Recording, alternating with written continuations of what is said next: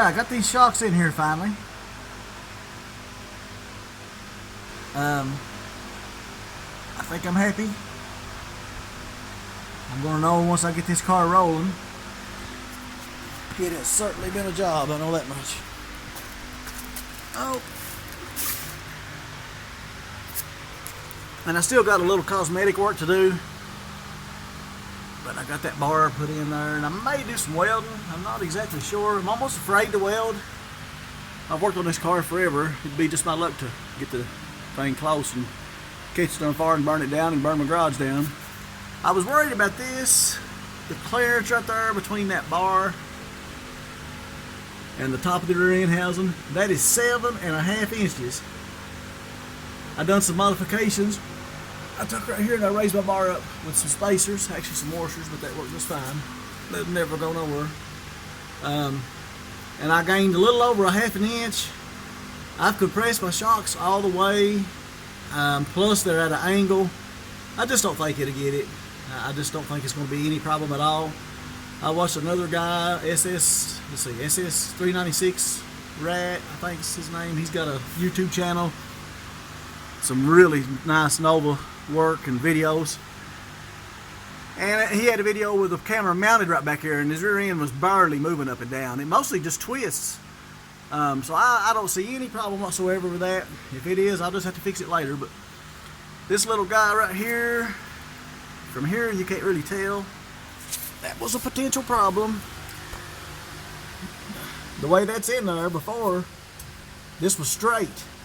And it went right into the shock, right against it. So I just cut it, angled it, put it on the 45, and I'll pretty this up. This does some.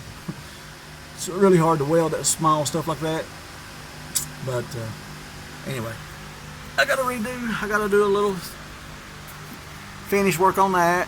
I got new brake lines and stuff I got installed, which is just gravy. No work, no problem there at all. But yeah, we're getting there. We are getting there. We're not going to quit. That's all it takes. You can't quit. You can't stop. You can't white eye. You gotta kick its ass or it kicks yours. It's that simple. Gotta run battery cable up to the front, which is no big deal. Evening, just a couple hour project. Getting there. We are getting there. And that's about all. I guess I need to put on this video. I'm just really tickled to death with my work. Right here, this is going to be all prettied up a little bit. I don't know exactly how I'm going to do these bolts. They're where they're going to be. They're not moving again. But you can't see any of that anyway. And I'll cut them off. Or I'm thinking about putting a spacer there so it won't collapse the frame. But it's probably not needed, to be honest with you. So I'll probably just wind up trimming those bolts off, tack welding them right there where they can't move ever, and be done with that. And this comes out there. This is the gas line. I moved it just to get up there and work, and I didn't want to weld beside it either. That's all going to be come out and replaced. Just excited to get this shock project done. I mean, when I bought this car, I knew that the shocks was going to be a problem, because you can see. Oh crap. You can see where the shocks bolt from the factory. This side is fine. I could have put factory shocks on it. Of course, that's on the outside of the frame well, and sometimes if you get big tires, they'll hit. Which that won't be a problem with me ever. But I just wasn't satisfied with it.